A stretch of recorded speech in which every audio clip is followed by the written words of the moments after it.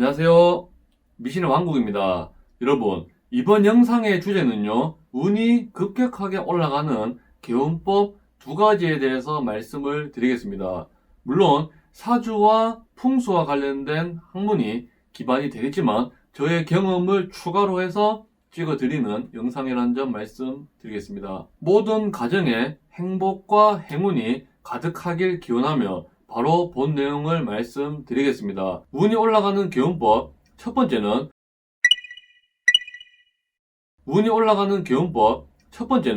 집안에 수명이 다 된 물건은 무조건 버리시는 게 좋다고 말씀드릴 수 있습니다. 특히 배터리와 관련된 고장난 시계라든지 고장난 TV, 라디오, 전자레인지, 장난감 그런 제품들이 문제가 생기면 수명이 다 되면 교체를 하시든지 바로 폐기 처분하셔야 됩니다.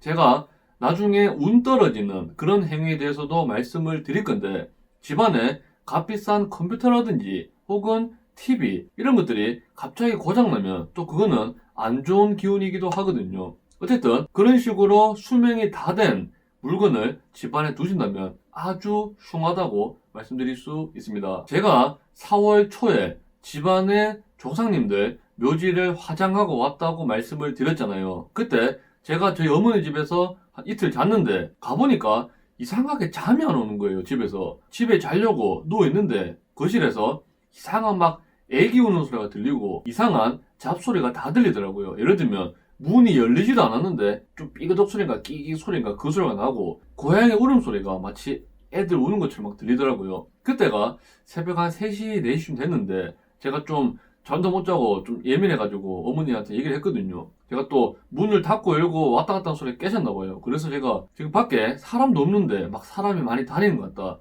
그런 얘기를 하니까 어머니도 한 번씩 놀란답니다. 부엌에서 이상한 소리가 난대요. 제가 그래서 집안에 한번 기운을 보고 싶어서 풍수적으로 혹시나 문제된 게 있는지 막 구석구석 돌아보니까 부엌에는 칼이 한 두세 자루가 막 놀고 있더라고요. 그래서 제가 칼은 바로 안 보인 곳에 치웠는데 가장 큰 문제점이 보이더라고요. 물론 집터도 약간 문제가 있습니다. 집터를 하루아침에 고치기 힘드니 그것은 올해 안으로 또 공사를 하기로 했고 집안 풍선에 보니까 큰 시계가 거실에 2개가 딱 걸려 있더라고요. 보니까 하나는 이미 몇 년 전에 약이 떨어져서 없는 시계였고 또 하나는 불빛이 너무 붉어서 거실이 마치 공포영화에 나오는 그런 폐가 느낌이 드는 그런 불빛을 띠는 거였습니다. 그래서 저걸 좀 버리라고 말씀드렸습니다, 어머니한테. 그래서 제가 요번에 또 할아버지 장례식 또 일도 있으니까 어머니 집 자고 왔는데 가보니 또 시계가 없어졌더라고요. 아주 잠이 잘 오고 집안 분위기 자체가 달라졌습니다. 그리고 어머니한테 갑자기 횡재라든지 물론 큰 돈 아니지만 거기에 술 한잔 할 수 있을 정도로 그런 돈들이 계속 들어온다 하더라고요. 어쨌든 집안 내에 죽어있는 제품을 많이 두신다든지 혹은 살기를 뿜는 물건을 두시면 분명히 그 집안에는 안 좋은 일들이 많이 생깁니다.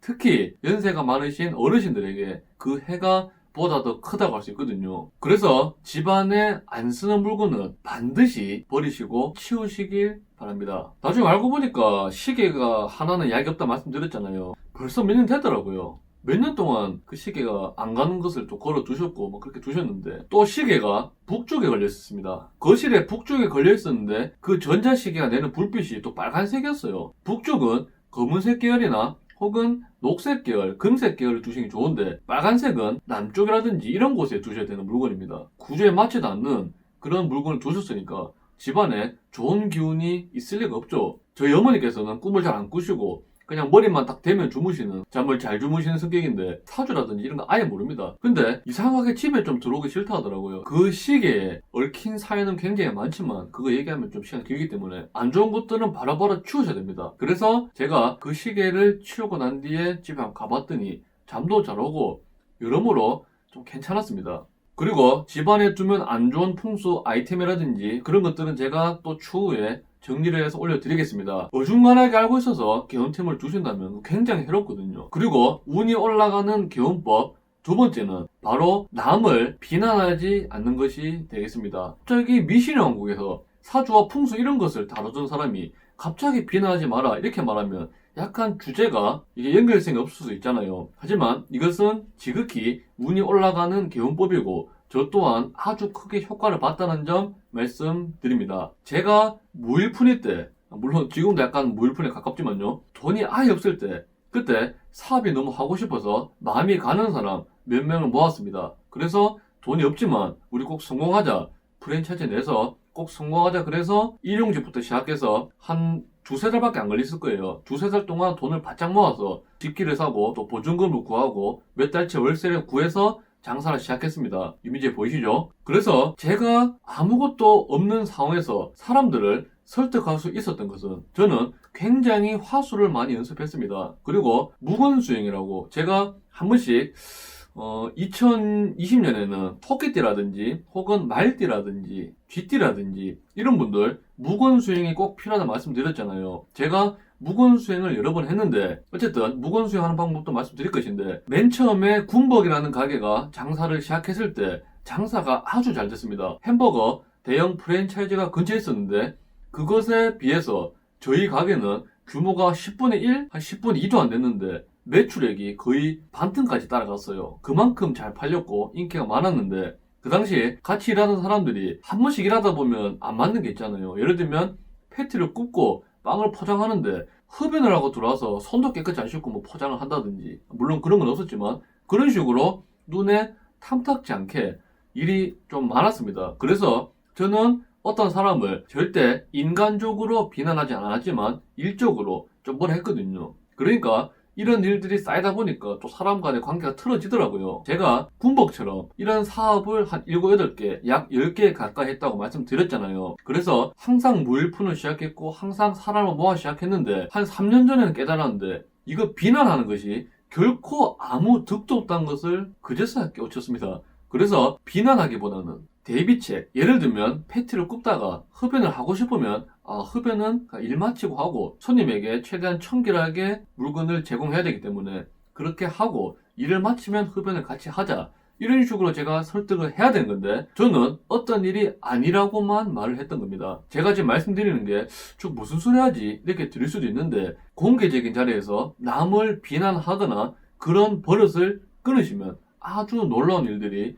많이 생긴다고 말씀드릴 수 있습니다. 만약에 저한테 A와 B라는 친구가 있는데 A라는 친구가 저한테 와서 B를 욕한다. 그러면 그 친구는 또 B한테 가서 저를 욕할 사람이에요. 그렇기 때문에 비난을 한다면 이미지 자체가 좋아지지 않을 뿐더러 신뢰도 무너질 수 있습니다. 그래서 비난하는 버릇은 끊으시고 제가 말씀드렸다시피 무건수행을 해보시길 바랍니다. 그리고 이런 말도 들어보셨을 거예요. 진정한 친구는 쓴소리도 해줘야 된다. 물론 그 의견에도 저도 동의를 합니다만 물론 쓴소리가 필요할 때도 분명히 있긴 있습니다. 쓴소리보다는 대비책을 찾는 것을 추천해드립니다. 그래서 제 이야기를 정리해보자면 어떤 일이 있었을 때 남을 비난하지 말고 만약에 문제가 생기면 모든 책임은 본인에게 있는 겁니다. 왜냐면 자기가 믿었던 사람이 사기를 치면 그 사람을 믿은 본인이 잘못인 거고, 그래서 남 탓하거나 비난하는 그런 습관이라든지 안 좋은 습관만 고친다면 주변에 엄청나게 좋은 효과를 미친다고 말씀드릴 수 있습니다.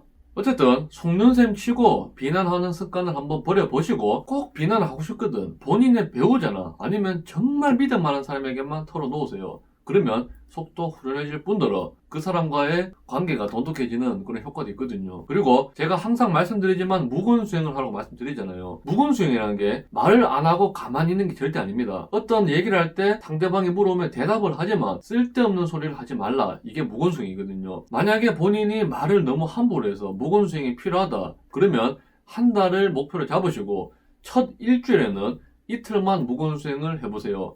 필요한 말만 딱 하시고 아니면 말을 하지 마세요. 그렇다고 인상 쓰면서 가만히 계시지 마시고 웃으면서 마음이 편안해 보이는 표정을 지으면서 가만히 계시다 보면 상대방이 필요한 말을 걸 겁니다. 그러면 필요한 말만 하시고 그런 식으로 첫째 주에는 2번, 셋째 주에는 4번 이런 식으로 강도를 늘려가면서 한 달 정도 무건수행을 하시다 보면 반응이 일어날 겁니다. 인과법칙 그런 거 아시죠?